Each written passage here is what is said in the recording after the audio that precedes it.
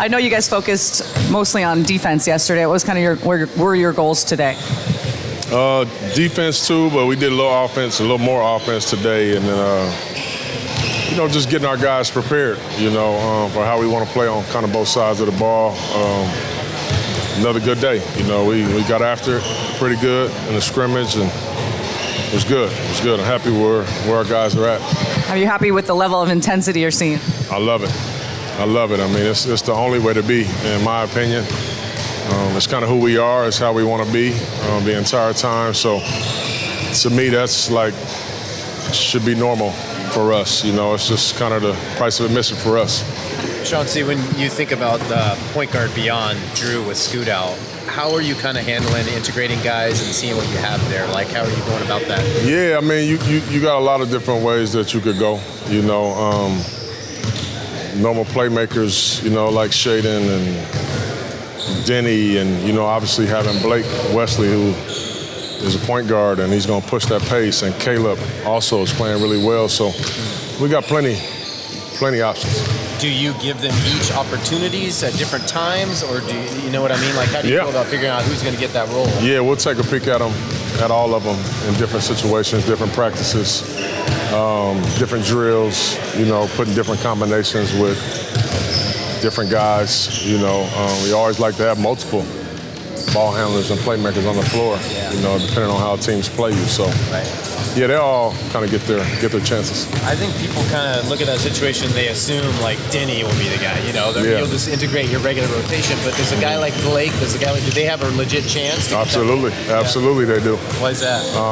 Because why not? Yeah. If they come out here and they earn it and they play well, they should have opportunity. I mean, the guys are playing really good, playing hard, and there's just different. You can have a playmaker or a guy that can make plays that's a real wing. That's different than having an actual guy that's a point guard. It's just different. They just see it differently. And most people is just like, oh no, but he could bring it up and he can get. It's just different. Yeah. So yeah, absolutely they have a chance. Do you think, even though they play obviously very different positions, Scoot being out could make you guys lean on Hansen a little bit more for playmaking, just because that's kind of his skill set? Is that going to open some stuff? Nah, I'm not really. That's not really my mindset. I'm going to use Hansen the same way I would use him if Scoot was playing or not. He is a playmaker, he is a passer, and he'll have his playmaking opportunities just because he's just that good, not because somebody's out. The one thing I love about all of our fives can really pass.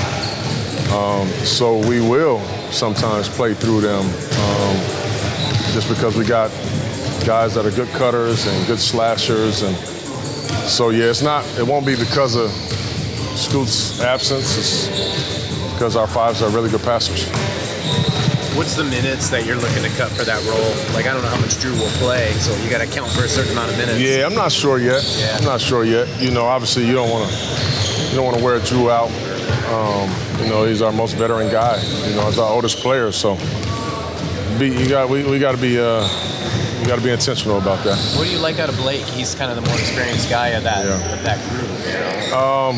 He's hungry, man. His speed. I mean, he's picking guys up full court and turning guys. He's being really disruptive out there. And then offensively, I mean, he's one of those really fast, scoop speed type of guys.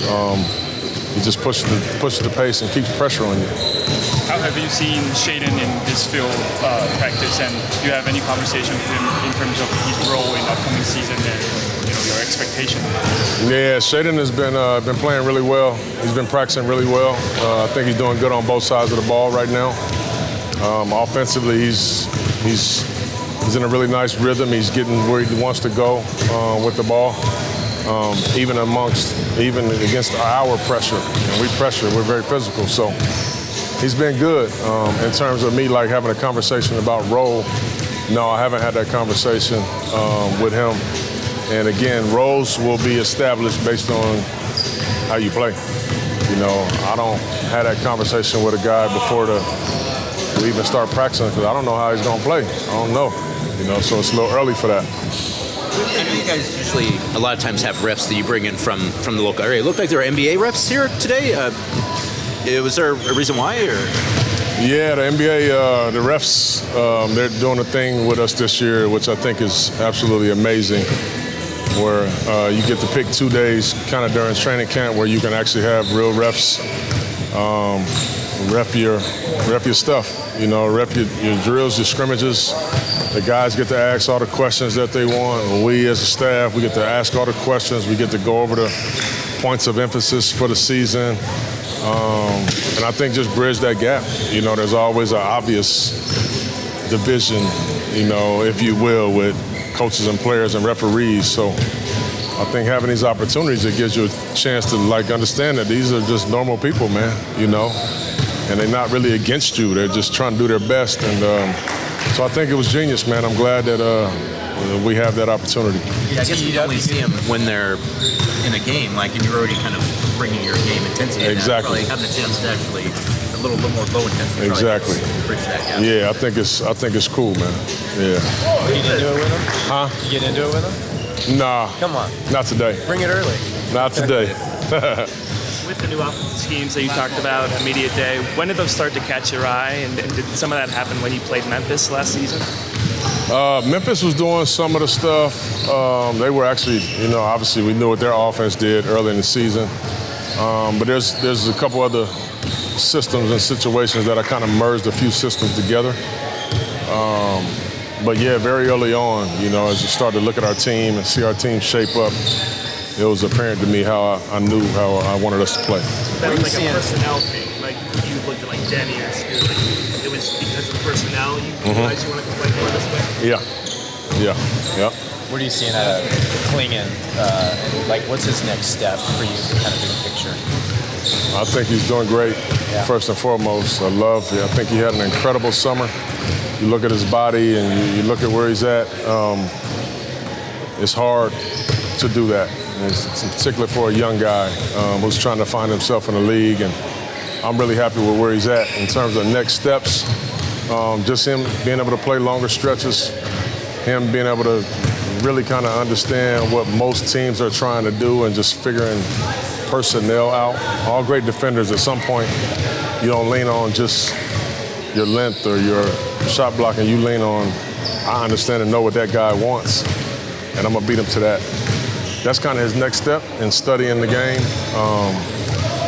He's going to get there pretty quick. Thank you. All right, thanks, y'all.